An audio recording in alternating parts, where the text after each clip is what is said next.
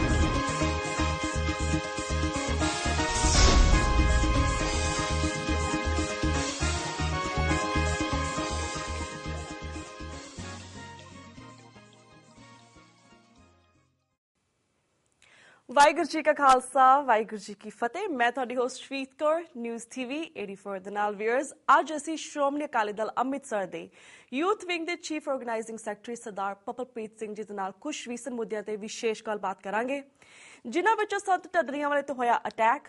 ਇਹ ਅਟੈਕ ਕਿਸ ਡਾਇਰੈਕਸ਼ਨ ਦੇ ਵੱਲ ਜਾ ਰਿਹਾ ਹੈ? ਇਸ ਅਟੈਕ ਦੇ ਪਿੱਛੇ ਬਾਦਲ ਅਕਾਲੀ ਦਲ ਜਾਂ ਫਿਰ ਹਰਨਾਮ ਸਿੰਘ ਧੁੰਮਾ ਕਿਹੜੀ ਗੇਮ ਖੇਡ ਰਹੇ ਹਨ? ਇਸ ਮੁੱਦੇ ਤੇ ਲਵਾਂਗੇ ਇਹਨਾਂ ਦੇ ਵਿਚਾਰ। ਅਤੇ ਇਸ ਸਾਲ ਜੂਨ 84 ਦੇ ਘੱਲੂਘਾਰੇ ਦੀ ਯਾਦ ਦੇ ਵਿੱਚ ਸ਼੍ਰੋਮਣੀ ਅਕਾਲੀ ਦਲ ਅੰਮ੍ਰਿਤਸਰ ਵੱਲੋਂ ਕਿਹੜੇ ਪ੍ਰੋਗਰਾਮਸ ਉਲੀਕੇ ਗਏ ਹਨ, ਇਸ ਸੰਬੰਧੀ ਲਵਾਂਗੇ ਇਹਨਾਂ ਦੀ ਜਾਣਕਾਰੀ। ਹੁਣ ਸਾਡੇ ਨਾਲ ਅੰਮ੍ਰਿਤਸਰ ਤੋਂ ਲਾਈਨ ਤੇ ਜੁੜ ਚੁੱਕੇ ਨੇ ਸਰਦਾਰ ਪਪਲਪ੍ਰੀਤ ਸਿੰਘ। ਆਓ ਆਪਣੇ ਸਵਾਲ ਦਾ ਸਿਲਸਿਲਾ ਇਹਨਾਂ ਨਾਲ ਜਾਰੀ ਕਰਦੇ ਹਾਂ। ਜੀ ਵੀਰ ਜੀ, ਵਾਹਿਗੁਰੂ ਜੀ ਕਾ ਖਾਲਸਾ ਵਾਹਿਗੁਰੂ ਜੀ ਕੀ ਫਤਿਹ। ਹਾਂਜੀ ਭੈਣ ਜੀ, ਵਾਹਿਗੁਰੂ ਜੀ ਕਾ ਖਾਲਸਾ ਵਾਹਿਗੁਰੂ ਜੀ ਕੀ ਫਤਿਹ ਜੀ। ਵੀਰ ਜੀ, ਅੱਜ ਤੋਂ ਅਸੀਂ ਵੱਖ ਰੀਸੈਂਟ ਮੁੱਦਿਆਂ ਦੇ ਉੱਪਰ ਗੱਲਬਾਤ ਕਰਾਂਗੇ। ਸਭ ਤੋਂ ਪਹਿਲਾਂ ਅਸੀਂ ਸੰਤ ਢੱਡਰੀਆਂ ਵਾਲੇ ਤੋਂ ਸ਼ੁਰੂ ਕਰਦੇ ਹਾਂ। ਜਿਸ ਤਰ੍ਹਾਂ ਤੁਸੀਂ ਜਾਣਦੇ ਹੋ ਕਿ ਇਹਨਾਂ ਤੇ ਪਿਛਲੇ ਕੁਝ ਦਿਨ ਪਹਿਲਾਂ ਅਟੈਕ ਹੋਇਆ, ਜਿਸ ਬਾਰੇ ਆਪਾਂ ਸਾਰੇ ਜਾਣਕਾਰੀ ਰੱਖਦੇ ਹਾਂ। ਪਰ ਅੱਜ ਅਸੀਂ ਤੁਹਾਡੇ ਕੋਲੋਂ ਜਾਣਨਾ ਚਾਹਾਂਗੇ ਕਿ ਇਹ ਜਿਹੜਾ ਅਟੈਕ ਹੈ, ਇਸ ਅਟੈਕ ਦਾ ਕੀ ਮਕਸਦ ਸੀਗਾ ਅਤੇ ਇਹ ਅਟੈਕ ਕਿਸ ਡਾਇਰੈਕਸ਼ਨ ਵੱਲ ਨੂੰ ਜਾ ਰਿਹਾ ਹੈ? ਇਸ ਬਾਰੇ ਸਾਨੂੰ ਆਪਣੇ ਵਿਚਾਰ ਸਾਡੇ ਨਾਲ ਸਾਂਝੇ ਕਰੋ।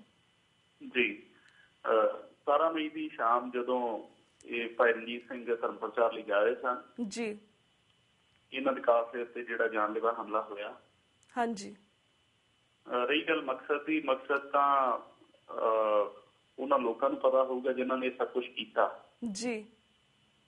ਚਾਹੇ ਸ਼ੁਰੂ ਦੇ ਵਿੱਚ ਤਾਂ ਪਹਿਲਾਂ ਸਮਝ ਆਈ ਕਿ ਕੀ ਹੋਇਆ, ਓਕੇ, ਪਰ ਜਿਵੇਂ ਫਿਰ ਇਸ਼ਾਰਾ ਜਿਹੜਾ ਮਹਿਤਾ ਸਥਿਤ ਦਮਦਮੀ ਟਕਸਾਲ ਦੇ ਹੈਡਕੁਆਰਟਰਸ ਵੱਲ ਆਇਆ ਜੀ, ਤੇ ਹੁਣ ਫਿਰ ਉਹ ਤਾਂ ਜਿਹੜੇ ਉੱਥੋਂ ਦੇ ਮੁਖੀ ਨੇ ਹਰਨਾਮ ਸਿੰਘ ਧੁੰਮਾ ਹੋਣੀ, ਹਾਂਜੀ, ਉਹਨਾਂ ਨੇ ਤਾਂ ਸਪੋਰਟ ਕੀਤੀ ਆ ਅਟੈਕਰਸ ਦੀ ਕਿ ਅਸੀਂ ਇਹਨਾਂ ਦੀ ਪੈਰਵਾਈ ਕਰਾਂਗੇ।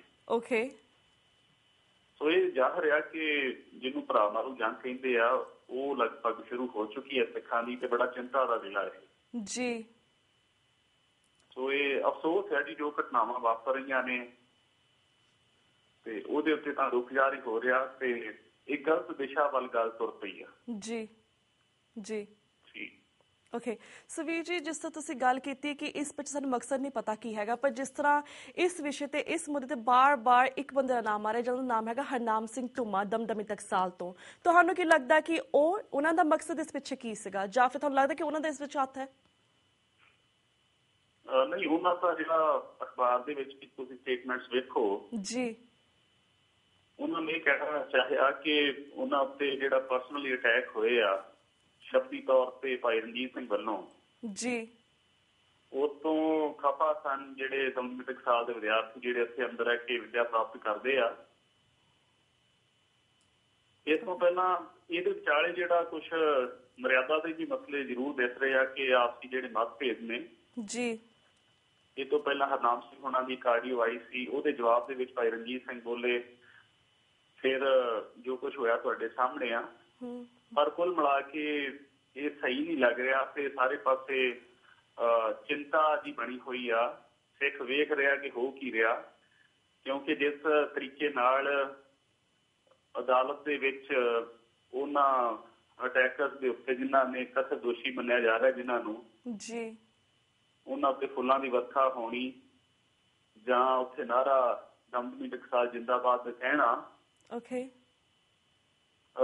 ਇਹ ਸੋਚਣ ਲਈ ਮਜਬੂਰ ਕਰ ਦਿੰਦਾ ਕਿ ਦਮਦਮੀ ਟਕਸਾਲ ਜਿੰਦਾਬਾਦ ਹੈ ਅਤੇ ਰਹੂਗੀ, ਇਹਦੇ 'ਚ ਕੋਈ ਸ਼ੱਕ ਨਹੀਂ। ਬਿਲਕੁਲ। ਪਰ ਉੱਥੇ ਜੇ ਇਸ ਤਰ੍ਹਾਂ ਦੇ ਅਟੈਕ ਦੇ ਦੌਰਾਨ ਨੌਜਵਾਨ ਜਿਹੜੇ ਆ ਉਹ ਸਾਹਮਣੇ ਆਉਣ, ਉਹ ਟਕਸਾਲ ਨਾਲ ਸੰਬੰਧਿਤ ਹੋਣ ਜੀ, ਅਤੇ ਫਿਰ ਵੀ ਦਮਦਮੀ ਟਕਸਾਲ ਜਿੰਦਾਬਾਦ ਕਿਹਾ ਜਾਵੇ, ਕਿਉਂਕਿ ਇੱਕ ਪ੍ਰਚਾਰਕ ਭਾਈ ਭੁਪਿੰਦਰ ਸਿੰਘ ਉਹਨਾਂ ਦੀ ਜਾਨ ਚਲੀ ਜਾਵੇ।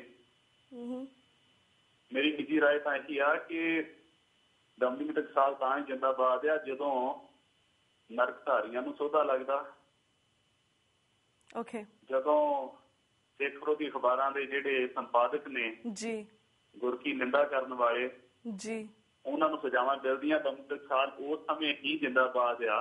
ਹਾਂਜੀ, ਤੋਂ ਆਪਸੀ ਤੌਰ ਤੇ ਅਸੀਂ ਸਿੱਖ ਪ੍ਰਚਾਰਕਾਂ ਹਾਂਜੀ ਦੀ ਜਾਨ ਲੈਣ ਵਿੱਚ ਇਨਵੋਲਵ ਹੋਈਏ ਤੇ ਉਸ ਸਮੇਂ ਜਿੰਦਾਬਾਦ ਕਹਿੰਦੇ ਚੰਗੇ ਨਹੀਂ ਲੱਗੇਗਾ ਜੀ। ਓਕੇ ਅਮੀ ਵੀਰ ਜੀ, ਜਦੋਂ ਦਾ ਇਹ ਅਟੈਕ ਹੋਇਆ ਇਸ ਵਿੱਚ ਕਾਫੀ ਕਨਫਿਊਜ਼ਨ ਸਾਹਮਣੇ ਆ ਰਹੀ ਹੈ। ਜਿਸ ਤਰ੍ਹਾਂ ਤੁਸੀਂ ਗੱਲ ਕੀਤੀ ਕਿ ਜਿਹੜੇ ਅਟੈਕਰਸ ਨੇ ਇਹਨਾਂ ਨੇ ਗੱਲ ਕੀਤੀ ਕਿ ਦਮਦਮੀ ਟਕਸਾਲ ਜਿੰਦਾਬਾਦ, ਪਹਿਲਾਂ ਇਹਨਾਂ ਨੇ ਖਾਲਿਸਤਾਨ ਦੇ ਨਾਰੇ ਵੀ ਲਗਾਏ ਸੀਗੇ, ਸੋ ਕਾਫੀ ਸਾਰੇ ਡਿਫਰੈਂਟ ਨਾਰੇ ਵੀ ਲਗਾਏ ਜਾ ਰਹੇ ਇਹਨਾਂ ਲੋਕਾਂ ਦੇ ਵੱਲ, ਤਾਂ ਕਿ ਲੋਕਾਂ ਦੇ ਵਿੱਚ ਕਾਫੀ ਕਨਫਿਊਜ਼ਨ ਆ ਰਹੀ ਕਿ ਐਕਚੁਅਲੀ ਅਟੈਕਰ ਹੈ ਕੌਣ ਨੇ, ਇਸ ਦੇ ਪਿੱਛੇ ਕੌਣ ਹੈਗਾ। ਐਂਡ ਆਲਸੋ ਜਿਸ ਤਰ੍ਹਾਂ ਅਗਰ ਦੇਖਿਆ ਜਾਵੇ ਪੰਜਾਬ ਦੀ ਹੁਣ ਗੱਲ ਕਰਦੇ ਹਾਂ ਆਪਾਂ, ਪ੍ਰਕਾਸ਼ ਸਿੰਘ ਬਾਦਲ ਦੀ ਵੀ ਗੱਲ ਕਰ ਲੈਂਦੇ ਹਾਂ, ਪਰ ਜਿਸ ਤਰ੍ਹਾਂ ਪ੍ਰਕਾਸ਼ ਸਿੰਘ ਬਾਦਲ ਜਾਂ ਦਮਦਮੀ ਟਕਸਾਲ ਹਮੇਸ਼ਾ ਇਹ ਭਾਈਵਾਲ ਦਮਦਮੀ ਟਕਸਾਲ ਹਰਨਾਮ ਸਿੰਘ ਧੂਮਾ ਦੇ ਨਾਲ ਹਮੇਸ਼ਾ ਇਹਦੀ ਭਾਈਵਾਲ ਦੀਆਂ ਪਿਕਚਰਾਂ ਔਰ ਸਭ ਕੁਝ ਸੋਸ਼ਲ ਮੀਡੀਆ ਦੇ ਵਿੱਚ ਵੇਖਣ ਨੂੰ ਆਉਂਦੀਆਂ ਨੇ। ਪਰ ਜਿਸ ਤਰ੍ਹਾਂ ਹੁਣ ਇਹਨਾਂ ਨੇ ਪਿਛਲੇ ਦਿਨੀ ਸੰਤ ਢੰਡਰੀਆਂ ਵਾਲੇ ਦੇ ਨਾਲ ਮੀਟਿੰਗ ਕੀਤੀ, ਇਹਨਾਂ ਨੇ ਕਿਹਾ ਕਿ ਜਿਹੜੇ ਦੋਸ਼ੀ ਨੇ ਉਹਨਾਂ ਨੂੰ ਸਜ਼ਾਵਾਂ ਦਿੱਤੀਆਂ ਜਾਣਗੀਆਂ। ਇਸ ਦੇ ਵਿੱਚ ਸਮਹਾਉ ਜਿਹੜੇ ਦਮਦਮੀ ਟਕਸਾਲ ਦੇ ਹਰਨਾਮ ਸਿੰਘ ਧੂਮਾ ਹੈਗੇ ਉਹ ਵੀ ਫਸ ਸਕਦੇ ਨੇ। ਪਰ ਜਿਸ ਤਰ੍ਹਾਂ ਹੁਣ ਇਹ ਰਾਜਨੀਤੀ ਖੇਲ ਰਹੇ, ਸਿਆਸੀ ਰਾਜਨੀਤੀ ਖੇਲ ਰਹੇ, ਇਸ ਨੂੰ ਤੁਸੀਂ ਕਿਵੇਂ ਵੇਖਦੇ ਹੋ? ਪਹਿਲੀ ਗੱਲ ਤਾਂ ਮੈਂ ਕਰਾਂ ਕਿ ਖਾਲਿਸਤਾਨ ਜਿੰਦਾਬਾਦ ਜਿਹੜਾ ਉੱਥੇ ਇਹ ਗੱਲ ਤਾਂ ਸਭ ਤੋਂ ਪਹਿਲਾਂ ਪੁਲਿਸ ਅਤੇ ਪੱਤਰਕਾਰਾਂ ਨਾਲ ਹੀ ਬਾਹਰ ਆਈ ਆ ਜੀ। ਓਕੇ, ਇਸ ਸੰਬੰਧੀ ਸ਼੍ਰੋਮਣੀ ਅਕਾਲੀ ਦਲ ਅੰਮ੍ਰਿਤਸਰ ਦੇ ਜਨਰਲ ਸਕੱਤਰ ਪ੍ਰੋਫੈਸਰ ਨਿਮਪਾਲ ਸਿੰਘ ਭਾਈ ਰਣਜੀਤ ਸਿੰਘ ਢੱਡੀਆਂ ਨੂੰ ਮਿਲੇ ਸਨ ਜੀ। ਇਹ ਖਾਲਿਸਤਾਨੀਆਂ ਦਾ ਕੋਈ ਵੀ ਅਜਿਹਾ ਕੰਮ ਨਹੀਂ ਹੁੰਦਾ ਕਿ ਆਪਸ ਦੇ ਵਿੱਚ ਇੰਜ ਚੱਲਿਆ ਜਾਵੇ ਜਾਂ ਕੋਈ ਅਟੈਕ ਜਿਹੜਾ ਵਾ ਕਿਸੇ ਪ੍ਰਚਾਰਕ ਉੱਤੇ ਕੀਤਾ ਜਾਵੇ ਜੀ। ਇਸ ਗੱਲ ਤੇ ਕੋਈ ਯਕੀਨ ਨਹੀਂ ਕੀਤਾ ਜਾ ਸਕਦਾ ਕਿ ਕੀ ਉੱਥੇ ਨਾਰੇ ਲੱਗਿਆ, ਕਿਉਂਕਿ ਕਈ ਵਾਰੀ ਹੁੰਦਾ ਕਿ ਏਜੰਸੀਆਂ ਨੇ ਇਸ ਚੀਜ਼ ਨੂੰ ਆਪਣੇ ਵਿਚਾਲੇ ਹੀ ਘੁਮਾ ਕੇ ਰੱਖਣਾ ਹੁੰਦਾ, ਕਿਉਂਕਿ ਜਿਹੜਾ ਖਾਲਿਸਤਾਨ ਨੇ ਉਹ ਸਿੱਖਾਂ ਦਾ ਇੱਕ ਪਵਿੱਤਰ ਮਿਸ਼ਨ ਆ। ਬਿਲਕੁਲ ਜੀ। ਉਹਨੂੰ ਇਸ ਤਰ੍ਹਾਂ ਦੇ ਅਟੈਕ ਦੇ ਨਾਲ ਜੋੜ ਕੇ ਸਾਹਮਣੇ ਲਿਆਉਣਾ ਜੀ, ਇਹ ਤਾਂ ਇੱਕ ਸਾਜ਼ਿਸ਼ ਹੀ ਹੋ ਸਕਦੀ ਆ, ਚਾਹੇ ਉਹ ਪੁਲਿਸ ਵੱਲੋਂ ਹੋਵੇ, ਇੱਥੋਂ ਦੇ ਹਿੰਦੂਵਾਦੀ ਮੀਡੀਆ ਵੱਲੋਂ ਹੋਵੇ। ਓਕੇ, ਇੱਥੇ ਸਿਆਸੀ ਤੌਰ ਤੇ ਚੱਲ ਰਿਹਾ ਜੀ, ਉਹ ਤਾਂ ਸਾਫ਼ ਆ ਕਿ ਜਿਹੜੇ ਹਰਨਾਮ ਸਿੰਘ ਹੋਣੀ ਨੇ ਉਹ ਸਰਕਾਰ ਦੇ ਕਾਫੀ ਕਲੋਜ਼ ਨੇ। ਬਿਲਕੁਲ। ਤੇ ਇਹ ਆਉਣ ਵਾਲਾ ਸਮਾਂ ਦੱਸੇਗਾ ਨਾ ਕਿ ਗੱਲ ਕਿਹੜੇ ਪਾਸੇ ਨੂੰ ਚੱਲਦੀ ਆ। ਬਾਕੀ ਉਹਨਾਂ ਨੇ ਆਪਣੇ ਤੌਰ ਤੇ ਡਿਨਾਈ ਕੀਤਾ ਕਿ ਠੀਕ ਹੈ, ਨੌਜਵਾਨ ਜਿਹੜੇ ਆ ਟਕਸਾਲ ਨਾਲ ਸੰਬੰਧਿਤ ਸਨ ਉਹ ਉਹਨਾਂ ਦੀ ਪੈਰਵਾਈ ਵੀ ਕਰਨਗੇ, ਪਰ ਉਹਨਾਂ ਕਿਹਾ ਕਿ ਇਹ ਜਿਹੜਾ ਹਮਲਾ ਉਹਨਾਂ ਨੇ ਕੀਤਾ ਨੌਜਵਾਨਾਂ ਨੇ, ਉਹ ਉਹਨਾਂ ਦੀ ਜਾਣਕਾਰੀ ਦੇ ਵਿੱਚ ਨਹੀਂ ਸੀ। ਉਹਨਾਂ ਆਪਣੇ ਆਪ ਨੂੰ ਇਸ ਚੀਜ਼ ਤੋਂ ਪਾਸੇ ਰੱਖਿਆ। ਜੀ ਜੀ ਬਿਲਕੁਲ। ਤਾਂ ਵੀਰ ਜੀ, ਬਾਕੀ ਮੁੱਦੇ ਦੇ ਉੱਪਰ ਗੱਲਬਾਤ ਕਰਨ ਤੋਂ ਪਹਿਲਾਂ ਮੈਂ ਤੁਹਾਡੇ ਕੋਲ ਜਾਣਨਾ ਚਾਹਾਂਗੀ ਕਿ ਇਸ ਵੇਲੇ ਪੰਜਾਬ ਦੇ ਵਿੱਚ, ਇਸ ਵੇਲੇ ਪੰਜਾਬ ਦੀ ਕੀ ਸਿਚੁਏਸ਼ਨ ਹੈ, ਪੰਜਾਬ ਦੇ ਵਿੱਚ ਇਸ ਵੇਲੇ ਕੀ ਹੋ ਰਿਹਾ, ਇਸ ਬਾਰੇ ਵੀ ਸਾਨੂੰ ਜਾਣਕਾਰੀ ਦਿਓ। ਹਾਂ, ਪੰਜਾਬ ਦਾ ਇੱਕ ਪਾਸੇ ਤਾਂ ਆਪਾਂ ਗੱਲ ਕਰ ਹੀ ਲਈ ਹੈ, ਜੋ ਕੁਛ ਹੁਣ ਚੱਲ ਰਿਹਾ ਇਹ ਆਪਾਂ ਨੇ ਗੱਲ ਕਹਿਣ ਦੇ ਨਾਲ ਨਹੀਂ ਗੱਲ ਫਤਿਹ ਜਾਂ ਫਾਈਨਲ ਹੋਣੀ ਜੀ, ਅਜੇ ਸਮਾਂ ਲੱਗਣਾ ਇਸ ਕੇਸ ਦੇ ਵਿੱਚ। ਹੌਲੀ ਹੌਲੀ ਜਿਵੇਂ ਪ੍ਰੋਸੈਸ ਅੱਗੇ ਚੱਲ ਰਿਹਾ ਵਾ, ਹੌਲੀ ਹੌਲੀ ਸਭ ਕੁਝ ਕਲੀਅਰ ਹੋਊਗਾ ਕਿ ਸਰਕਾਰ ਦਾ ਕੀ ਰੁਖ ਆ ਜੀ, ਪੁਲਿਸ ਪ੍ਰਸ਼ਾਸਨ ਕੀ ਕਰ ਰਿਹਾ, ਆਉਣ ਵਾਲੇ ਸਮੇਂ ਜੁਡੀਸ਼ਰੀ ਕੀ ਕਰਦੀ ਆ। ਇਹ ਆਪਣੇ ਕਹਿਣ ਨਾਲ ਜੇ ਨਿਗਾਹ ਅਜੇ ਸਮਾਂ ਡਿੱਕਣਾ ਪੈਣਾ ਇਸ ਕੇਸ ਸੰਬੰਧੀ। ਓਕੇ, ਹਾਂਜੀ। ਦੂਜੇ ਪਾਸੇ ਜੋ ਪੰਜਾਬ 'ਚ ਚੱਲ ਰਿਹਾ ਕਿ ਸਰਬੱਤ ਖਾਲਸਾ ਦੌਰਾਨ ਥਾਪੇ ਗਏ ਜਥੇਦਾਰਾਂ ਨੇ 5 ਤਖ਼ਤ ਸਾਹਿਬਾਨ ਦੀ ਜਿਹੜੀ ਯਾਤਰਾ ਉਹ ਮੁਕੰਮਲ ਕਰ ਲਈ ਆ ਜੀ। ਇਹ ਕੌਮ ਉਡੀਕ ਵਿੱਚ ਸੀ ਕਿ ਕੋਈ ਪ੍ਰੋਗਰਾਮ ਦਿੱਤਾ ਜਾਵੇ ਕੌਮੀ ਜਥੇਦਾਰਾਂ ਵੱਲੋਂ। ਹਾਂਜੀ। ਤਕਰੀਬਨ 2 ਦਿਨ ਪਹਿਲਾਂ ਇੱਕ ਵੱਡੀ ਮੀਟਿੰਗ ਹੋਈ ਆ ਦਮਦਮੀ ਟਕਸਾਲ ਦੇ ਹੈਡਕੁਆਟਰ ਜੋਗਾਵਾਲਾ ਵਾ ਉਧਰ ਮਾਲਵਾ ਦੇ ਵਿੱਚ। ਓਕੇ। ਉੱਥੇ ਲਗਭਗ 100 ਦੇ ਕਰੀਬ ਜਥੇ ਆਏ ਸਨ, ਜਿਨ੍ਹਾਂ ਦੇ ਵਿੱਚ ਕਥਾਵਾਚਕ, ਪਾਟੀ ਸਿੰਘ, ਢਾਡੀ, ਕਵੀਸ਼ਰ, ਅੰਮ੍ਰਿਤ ਸੰਧਿਆਰ ਜਥਿਆਂ ਨਾਲ ਸੰਬੰਧਿਤ ਅਤੇ ਸਤਿਕਾਰ ਕਮੇਟੀਆਂ ਦੇ ਸਿੰਘ। ਹਾਂਜੀ। ਉੱਥੇ ਵਿਚਾਰਾਂ ਗੁਰਮਤਿ ਪ੍ਰਚਾਰ ਦੇ ਆਧਾਰ ਤੇ ਹੋਈਆਂ ਕਿ ਪ੍ਰਚਾਰਕਾਂ ਨੂੰ ਕੀ ਕੀ ਮੁਸ਼ਕਲਾਂ ਪ੍ਰਚਾਰ ਕਰਨ ਦੌਰਾਨ ਆਉਂਦੀਆਂ ਹਾਂਜੀ ਅਤੇ ਉਹਨਾਂ ਦਾ ਹੱਲ ਕੀ ਕੱਢਿਆ ਜਾਵੇ ਜੀ। ਇਸ ਦੌਰਾਨ ਸ੍ਰੀ ਅਕਾਲ ਤਖ਼ਤ ਸਾਹਿਬ ਜੀ ਦੇ ਕਾਰਜਕਾਰੀ ਜਥੇਦਾਰ ਭਾਈ ਧਿਆਨ ਸਿੰਘ ਮੰਡ ਹੋਣਾ ਨੇ ਵੀ ਭਾਈ ਰਣਜੀਤ ਸਿੰਘ ਤੇ ਹੋਏ ਜਿਹੜਾ ਹਮਲਾ ਵਾ ਉਹਨੂੰ ਕੰਡੈਮ ਕੀਤਾ ਜੀ। ਭਾਈ ਅਮਰੀਕ ਸਿੰਘ ਜਨਾਲਾ ਜੋ ਤਖਤ ਕੇਸਗੜ੍ਹ ਸਾਹਿਬ ਦੇ ਜਥੇਦਾਰ ਨੇ ਹਾਂਜੀ, ਉਹਨਾਂ ਨੇ ਵੀ ਸਿੱਖ ਨੌਜਵਾਨੀ ਨੂੰ ਸਿੱਖੀ ਵੱਲ ਮੋੜਾ ਪਾਉਣ ਦੀ ਜਿਹੜੀ ਆ ਬੇਨਤੀ ਕੀਤੀ ਹਾਂਜੀ। ਅਤੇ ਹੁਣ ਜੋ ਚੱਲ ਰਿਹਾ ਜਿਵੇਂ ਅੱਜ 25 ਤਰੀਕ ਆ ਹਾਂਜੀ, ਬਿਆਸ ਦਰਿਆ ਦੇ ਉੱਤੇ ਸਿੱਖ ਨੌਜਵਾਨਾਂ ਨੇ ਜਿਹੜਾ ਸੱਦਾ ਦਿੱਤਾ ਸੀ ਕਿ ਜਿਵੇਂ ਇਹ ਫਿਰਕੂ ਤਾਕਤਾਂ ਹਾਂਜੀ ਜਿਹੜੀਆਂ ਸੰਤ ਨੈਲ ਸਿੰਘ ਅਤੇ ਪੂਰੀ ਕੌਮ ਨੂੰ ਹੀ ਆਪਣਾ ਦੁਸ਼ਮਣ ਮੰਨਦੀਆਂ, ਉਹਨਾਂ ਵੱਲੋਂ ਕੋਈ ਕਥਿਤ ਹਲਕਾਰ ਰੈਲੀ ਤੇ ਜੋ ਸੱਦਾ ਦਿੱਤਾ ਸੀ ਉਹਨਾਂ ਚਾਹੇ ਵਾਪਸ ਲੈ ਲਈ ਓਕੇ, ਪਰ ਫਿਰ ਵੀ ਸਿੱਖ ਨੌਜਵਾਨਾਂ ਦੇ ਜਿਹੜੇ ਗਰੁੱਪ ਆ ਜੀ ਉਹ ਅੱਜ ਬਿਆਸ ਦਾ ਸੱਦਾ ਦਿੱਤਾ ਹੋਇਆ ਅਣਖ ਰੈਲੀ ਨੌਜਵਾਨਾਂ ਦੇ ਨਾਮ ਦਿੱਤਾ ਹੋਇਆ ਉਹਨੂੰ ਹਾਂਜੀ, ਉਹ ਉੱਥੇ ਅੱਜ ਇਕੱਠ ਹੋ ਰਿਹਾ ਵਾ ਬਿਆਸ ਦਰਿਆ ਤੇ। ਓਕੇ ਵੀਰ ਜੀ, ਮੈਂ ਆਉਣ ਵਾਲੇ ਦਿਨਾਂ ਦੇ ਵਿੱਚ ਜਿਹੜਾ ਬਿਆਸ ਦੇ ਵਿੱਚ ਮੋਰਚਾ ਹੋ ਰਿਹਾ ਉਸ ਬਾਰੇ ਤੁਹਾਡੇ ਨਾਲ ਗੱਲਬਾਤ ਕਰਾਂਗੇ। ਪਰ ਤੁਸੀਂ ਗੱਲ ਕੀਤੀ ਸਿੱਖੀ ਵੱਲ ਮੋੜਨ ਦੀ ਗੱਲ ਕੀਤੀ ਤੁਸੀਂ। ਧਿਆਨ ਸਿੰਘ ਮੰਡ ਜਿਹੜੇ ਜਥੇਦਾਰ ਨੇ ਸਰਬੱਤ ਖਾਲਸਾ ਵੱਲੋਂ ਥਾਪੇ ਗਏ, ਇਹਨਾਂ ਨੇ ਲੋਕਾਂ ਨੂੰ ਕਾਫੀ ਸਿੱਖੀ ਵੱਲ ਜਾਂ ਫਿਰ ਖਾਲਿਸਤਾਨ ਸੰਬੰਧੀ ਲੋਕਾਂ ਨੂੰ ਜਾਗਰੂਕ ਕਰਾਉਣ ਦੀ ਬਹੁਤ ਕੋਸ਼ਿਸ਼ ਕੀਤੀ ਹੈ। ਮੈਂ ਤੁਹਾਡੇ ਕੋਲ ਵੀ ਸੇਮ ਕੁਐਸਚਨ ਜਾਣਨਾ ਚਾਹਾਂਗੀ। ਜਿਸ ਤਰ੍ਹਾਂ ਤੁਸੀਂ ਸ਼੍ਰੋਮਣੀ ਅਕਾਲੀ ਦਲ ਅੰਮ੍ਰਿਤਸਰ ਨੂੰ ਰੀਸੈਂਟਲੀ ਜੁਆਇਨ ਕੀਤਾ ਹੈ, ਰਾਈਟ ਨਾਓ ਤੁਸੀਂ ਚੀਫ ਆਰਗੇਨਾਈਜ਼ਿੰਗ ਸੈਕਟਰੀ ਹੋ ਯੂਥ ਵਿੰਗ ਦੇ। ਮੈਂ ਤੁਹਾਡੇ ਕੋਲ ਜਾਣਨਾ ਚਾਹਾਂਗੀ ਜਿਹੜਾ ਯੂਥ ਹੈਗਾ ਵਾ ਇਸ ਨੂੰ ਖਾਲਿਸਤਾਨ ਦੇ ਨਾਲ ਜੋੜਨ ਦੇ ਲਈ ਜਾਂ ਖਾਲਿਸਤਾਨ ਦੇ ਕੋਜ਼ ਨਾਲ ਜੋੜਨ ਦੇ ਲਈ ਤੁਹਾਡਾ ਕੀ ਵਿਜ਼ਨ ਹੈਗਾ ਇਸ ਵੇਲੇ? ਖਾਲਿਸਤਾਨ ਸਿੱਖਾਂ ਦਾ ਰਾਸ਼ਟਰੀ ਨਿਸ਼ਾਨਾ ਹੈ ਜੀ। ਔਰ ਖਾਲਿਸਤਾਨ ਦੀ ਗੱਲ ਸਮਝਾਉਣ ਤੋਂ ਪਹਿਲਾਂ ਸਿੱਖੀ ਦੀ ਗੱਲ ਕਰਨੀ ਬਣਦੀ ਹੈ। ਓਕੇ ਜੀ। ਤੇ ਸਿੱਖੀ ਦੇ ਵਿੱਚ ਸਭ ਤੋਂ ਉੱਚੀ ਥਾਂ ਜਿਹੜਾ ਵਾ ਇਨਸਾਨ ਦੇ ਸਰੀਰ ਦੇ ਰੂਪ ਚ ਵੇਖਿਆ ਜਾਵੇ ਤਾਂ ਦਸਤਾਰ ਆ ਜੀ। ਦਸਤਾਰਾਂ ਦੇ ਵਿੱਚ ਕੰਘਾ ਵਾ ਜਿਹੜਾ ਸਭ ਤੋਂ ਸਿਖਰ ਤੇ ਆ ਤੇ ਉਹਦੇ ਉੱਤੇ ਦਸਤਾਰ ਆ ਹਾਂਜੀ। ਹੁਣ ਇੱਥੇ ਇਹ ਗੱਲ ਆ ਕਿ ਜਿਵੇਂ ਅਸੀਂ ਵੱਖ-ਵੱਖ ਜਗ੍ਹਾ ਤੇ ਜਾਈਦਾ, ਮਾਰਗ ਵਿੱਚ ਬਹੁਤਾ ਨੌਜਵਾਨ ਸਾਨੂੰ ਸੁਣਨ ਨੂੰ ਤਿਆਰ ਨੇ, ਜਾਈਦਾ ਉਹਨਾਂ ਦੇ ਵਿੱਚ ਦਸਤਾਰ ਦੀ ਮਹੱਤਤਾ ਤੋਂ ਲੈ ਕੇ ਜਿਹੜੀ ਦਸਤਾਰ ਸਾਡੀ ਇੱਥੇ ਹਿੰਦੁਸਤਾਨ ਦੇ ਵਿੱਚ ਸਿੱਖਾਂ ਦੀ ਗੁਲਾਮ ਆ ਹਾਂਜੀ, ਉਹ ਸਾਰੀ ਗੱਲਾਂ ਉਹਨਾਂ ਨਾਲ ਕਰੀਦੀਆਂ। ਸੋ ਨੌਜਵਾਨ ਸੁਣਨ ਲਈ ਬੈਠੇ ਹੋਏ ਆ, ਉਹਨਾਂ ਤੱਕ ਪਹੁੰਚ ਬਣਾਉਣੀ ਬਹੁਤ ਜ਼ਰੂਰੀ ਆ ਹਾਂਜੀ। ਤੇ ਚੰਗਾ ਇੱਕ ਰਿਸਪੌਂਸ ਮਿਲ ਰਿਹਾ, ਕੁਝ ਜੁੜਨਾ ਚਾਹੁੰਦੇ ਆ ਓਕੇ। ਸੋ ਇਹ ਹੈ ਕਿ ਪਹਿਲਾਂ ਧਰਮ ਦੀ ਮਜ਼ਬੂਤੀ ਅਤੇ ਧਰਮ ਦਾ ਪ੍ਰਚਾਰ ਜਦੋਂ ਕੀਤਾ ਜਾਊਗਾ ਉਸ ਤੋਂ ਅੱਗੇ ਜਿਹੜਾ ਰਾਜਸੀ ਧਾਰਾ ਜਿਹੜੀ ਉਹ ਪ੍ਰਬਲ ਹੁੰਦੀ ਆ। ਠੀਕ ਹੈ ਜੀ, ਓਕੇ ਜੀ, ਬਿਲਕੁਲ। ਤਾਂ ਵੀਰ ਜੀ, ਹੁਣ ਜਿਸ ਤਰ੍ਹਾਂ ਤੁਸੀਂ ਜਾਣਦੇ ਕਿ ਘੱਲੂਘਾਰਾ ਦਾ ਹਫ਼ਤਾ ਵੀ ਆ ਰਿਹਾ, ਮਈ ਆਲਮੋਸਟ ਐਂਡ ਹੋ ਰਿਹਾ, ਜੂਨ ਦਾ ਘੱਲੂਘਾਰਾ ਦਾ ਹਫ਼ਤਾ ਸਾਡੇ ਸਾਹਮਣੇ ਹੈਗਾ। ਮੈਂ ਤੁਹਾਡੇ ਕੋਲੋਂ ਜਾਣਨਾ ਚਾਹਾਂਗੀ ਸ਼੍ਰੋਮਣੀ ਅਕਾਲੀ ਦਲ ਅੰਮ੍ਰਿਤਸਰ ਵੱਲੋਂ ਇਸ ਹਫ਼ਤੇ ਕਿਹੜੇ ਪ੍ਰੋਗਰਾਮਸ ਉਲੀਕੇ ਗਏ ਨੇ? ਆਲਸੋ ਜਿਹੜੀ ਇਹ ਯਾਦ ਹੈ ਸਿੱਖ ਸੰਗਤਾਂ ਨੂੰ, ਇਹ ਜਿਹੜੀ ਯਾਦ ਹੈ ਕਿਸ ਤਰ੍ਹਾਂ ਮਨਾਉਣੀ ਚਾਹੀਦੀ ਹੈ, ਕਿਸ ਤਰ੍ਹਾਂ ਯਾਦ ਰੱਖਣੀ ਚਾਹੀਦੀ ਹੈ, ਸਪੈਸ਼ਲੀ ਇਹ ਹਫ਼ਤਾ ਘੱਲੂਘਾਰੇ ਦਾ? ਅਫੀਸ਼ੀਅਲੀ ਤੌਰ ਤੇ ਤਾਂ ਪਾਰਟੀ ਵੱਲੋਂ ਐਲਾਨ ਹੋਣਾ ਓਕੇ ਬਾਕੀ ਜੋ ਜਿਵੇਂ ਸਾਰੇ ਸਿੱਖ ਜਾਂਦੇ ਆ ਜੀ 6 ਜੂਨ ਦੀ ਸਵੇਰ ਸ੍ਰੀ ਅਕਾਲ ਤਖਤ ਸਾਹਿਬ ਤੇ ਨਤਮਸਤਕ ਹੋਇਆ ਜਾਣਾ। ਜੀ ਇੱਥੇ ਇੱਕ ਗੱਲ ਇਹ ਵੀ ਆ ਕਿ ਅਸੀਂ ਪੂਰਾ ਜ਼ੋਰ ਲਾ ਰਹੇ ਹਾਂ ਇਸ ਚੀਜ਼ ਵੱਲ ਕਿ ਸਰਕਾਰ, ਸ਼੍ਰੋਮਣੀ ਕਮੇਟੀ ਦੀ ਟਾਸਕ ਫੋਰਸ ਅਤੇ ਪੰਜਾਬ ਪੁਲਿਸ ਜੀ ਨਾਲ ਹੀ ਇੱਥੋਂ ਦੀਆਂ ਜਿਹੜੀਆਂ ਏਜੰਸੀਆਂ ਇਹ ਪਿਛਲੇ 2 ਸਾਲਾਂ ਤੋਂ ਵਧੇਰੇ ਖਲਲ ਪਾ ਰਹੀਆਂ ਨੇ ਜਦੋਂ ਸਿੱਖ ਨਤਮਸਤਕ ਹੋਣ ਲਈ ਜਾਂਦੇ ਆ ਸੀਗੇ ਘੱਲੂਘਾਰੇ ਦੇ ਸ਼ਹੀਦਾਂ ਨੂੰ। ਬਿਲਕੁਲ ਜੀ ਉੱਥੇ ਜਾਣਬੁੱਝ ਕੇ ਕਾਬਜ ਧਿਰ ਵੱਲੋਂ ਭੜਕਾਟ ਪੈਦਾ ਕੀਤੀ ਜਾਂਦੀ ਆ। ਹਾਂਜੀ ਅਸੀਂ ਪੂਰਾ ਧਿਆਨ ਰੱਖ ਰਹੇ ਹਾਂ ਤੇ ਆਪਣੇ ਨੌਜਵਾਨਾਂ ਦੇ ਵਿੱਚ ਮੀਟਿੰਗਸ ਵੀ ਕਰ ਰਹੇ ਹਾਂ ਜੀ ਕਿ ਅਸੀਂ ਪਹਿਲਾਂ ਵਾਂਗ ਹੀ ਪੁਰਅਮਨ ਜਾਣਾ ਤੇ ਪੁਰਅਮਨ ਵਾਪਸ ਆਉਣਾ। ਓਕੇ ਇਸ ਸੰਬੰਧਿਤ ਨੂੰ ਕੋਈ ਵੀ ਮੌਕਾ ਨਾ ਮਿਲੇ ਜੀ ਕਿ ਕੋਈ ਗੱਲ ਕਰ ਸਕਣ, ਕਿਉਂਕਿ ਪਿਛਲੇ ਸਾਲ ਵੀ ਇੰਝ ਹੋਇਆ ਸੀ ਜਦੋਂ ਸਿੱਖ ਆਪਣੇ ਸ਼ਹੀਦਾਂ ਨੂੰ ਯਾਦ ਕਰਕੇ ਵਾਪਸ ਆ ਗਏ ਸਨ। ਹਾਂਜੀ ਲਗਭਗ ਦੁਪਹਿਰ ਦਾ ਵੇਲਾ ਸੀ ਜਦੋਂ SCPC ਟਾਸਕ ਫੋਰਸ ਵੱਲੋਂ ਨੌਜਵਾਨਾਂ ਨੂੰ ਕੁੱਟਿਆ ਗਿਆ। ਜੀ ਇੱਥੋਂ ਤੱਕ ਕਿ ਇਸ਼ਨਾਨ ਕਰਕੇ ਦੁਖਭੰਜਨੀ ਬੇਰੀ ਤੋਂ ਪਰਿਕਰਮਾ ਕਰ ਰਹੇ ਸਿੱਖਾਂ ਨੂੰ ਫੜ ਕੇ ਬੇਰਹਿਮੀ ਨਾਲ ਕੁੱਟਿਆ ਗਿਆ ਸੀ।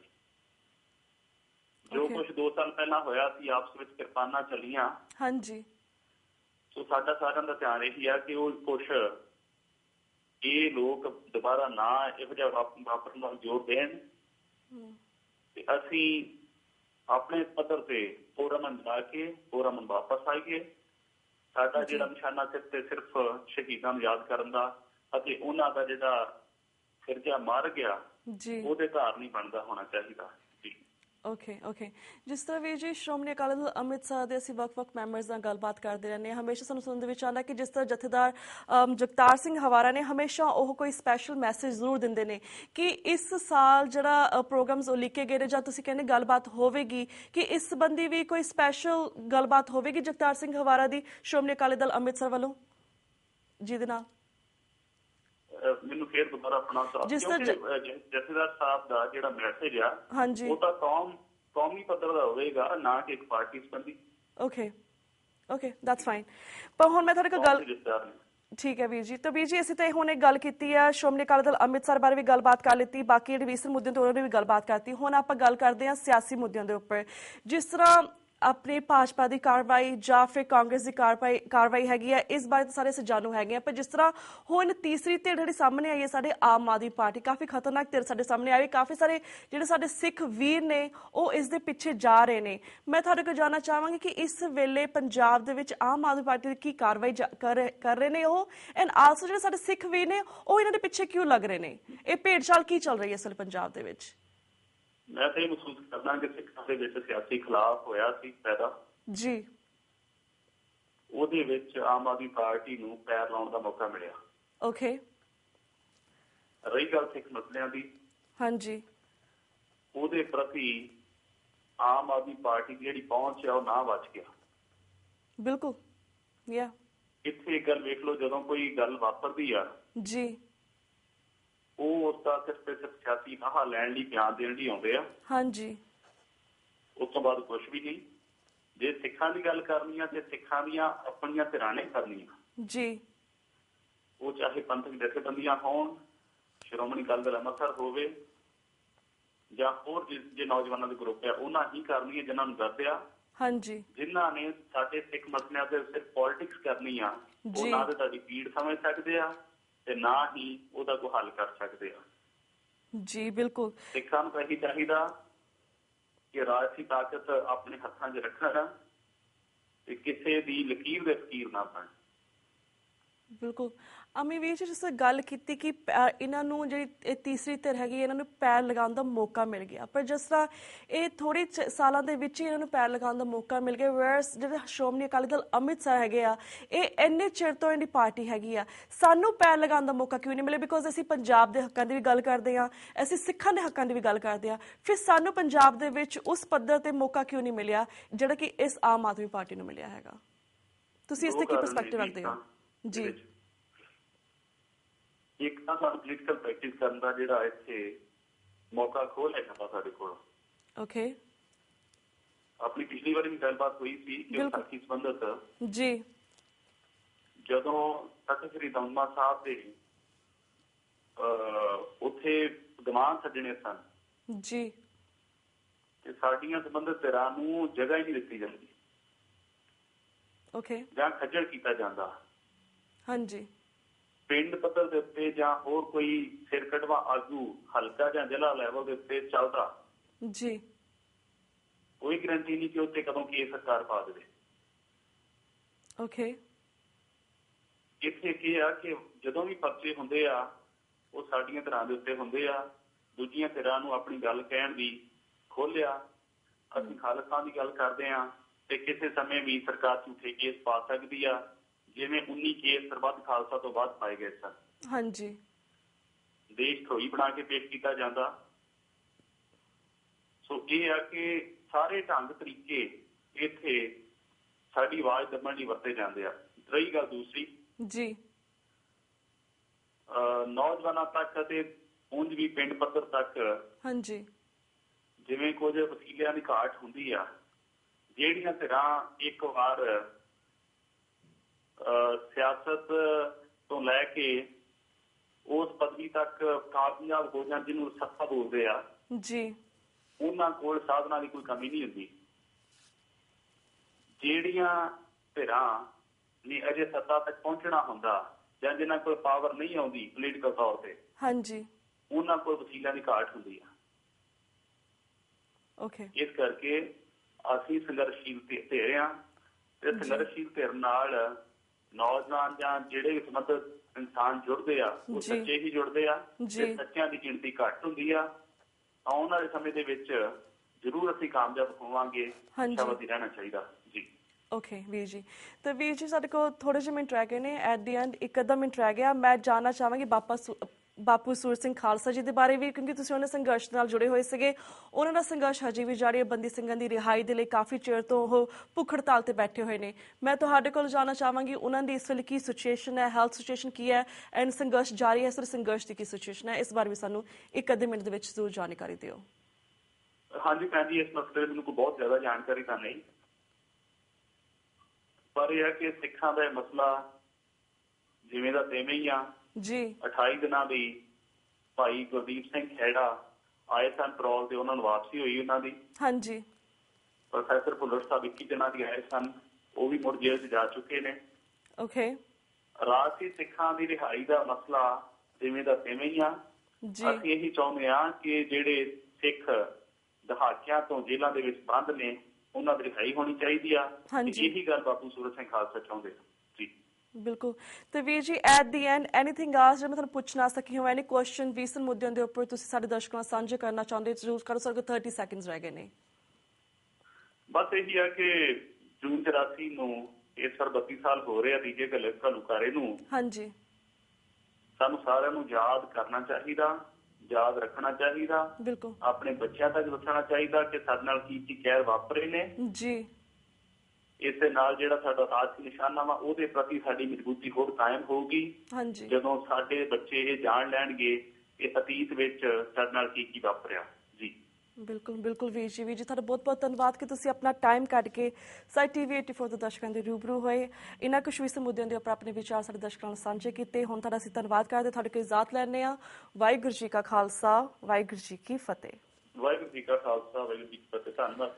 Thank you so much. Viewers, ਇਸ ਦੌਰਾਨ ਮੈਂ ਤੁਹਾਡੇ ਕੋਲ ਇਜਾਜ਼ਤ ਲੈਂਦੀ ਹਾਂ। ਕੱਲ੍ਹ ਨੂੰ ਮਿਲਾਂਗੇ ਸੇਮ ਟਾਈਮ ਸੇਮ ਸ਼ੋਅ ਤੇ। ਤਦ ਤੱਕ ਲਈ ਵਾਹਿਗੁਰੂ ਜੀ ਕਾ ਖਾਲਸਾ, ਵਾਹਿਗੁਰੂ ਜੀ ਕੀ ਫਤਿਹ।